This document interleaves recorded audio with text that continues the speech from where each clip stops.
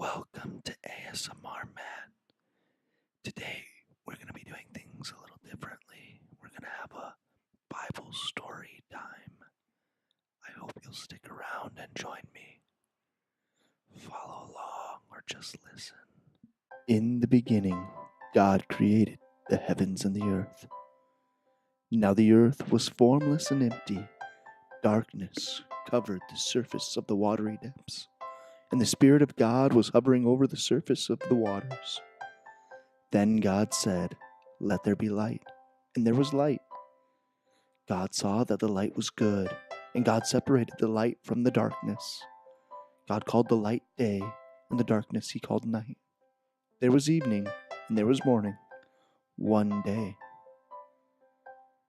Then God said, "Let there be an expanse between the waters, separating water from water." So God made the expanse, and separated the water under the expanse from the water above the expanse. And it was so. God called the expanse sky. Evening came, and then morning, the second day. Then God said, "Let the water under the sky be gathered into one place, and let the dry land appear." And it was so. So God called the dry land earth, and the gathering of the water he called seas. And God saw that it was good.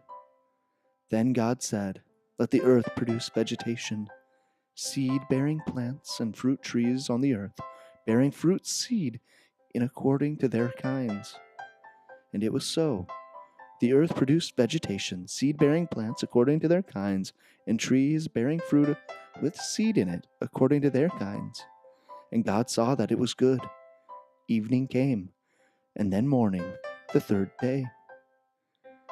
Then God said, "Let there be lights in the expanse of the sky to separate the day from the night.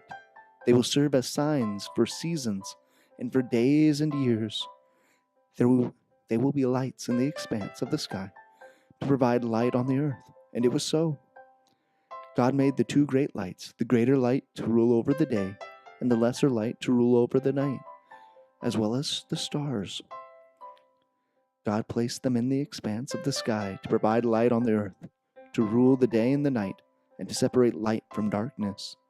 And God saw that it was good. Evening came, and then morning, the fourth day. Then God said, "Let the water swarm with living creatures, and let birds fly above the earth across the expanse of the sky." So God created the large sea creatures, and every living creature that moves and swarms in the water, according to their kinds.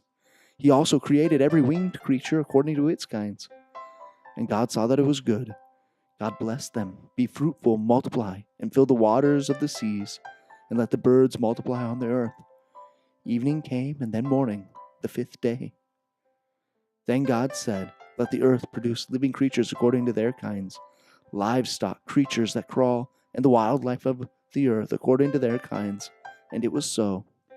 God made the wildlife of the earth according to their kinds, the livestock according to their kinds, and the creatures that crawl on the ground according to their kinds. And God saw that it was good.